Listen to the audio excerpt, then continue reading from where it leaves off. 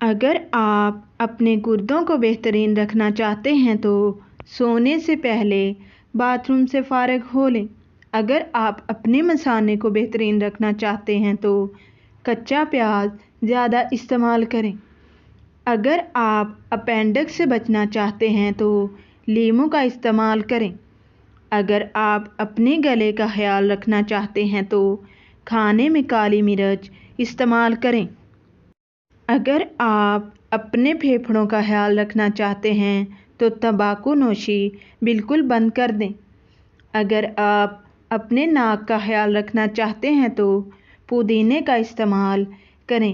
اگر آپ اپنے دل کو تندرست رکھنا چاہتے ہیں تو نمک اور چکنائی کا استعمال کم سے کم کریں۔ اور اگر آپ اپنوں کا خیال رکھنا چاہتے ہیں تو اس پیغام کو زیادہ سے زیادہ شیئر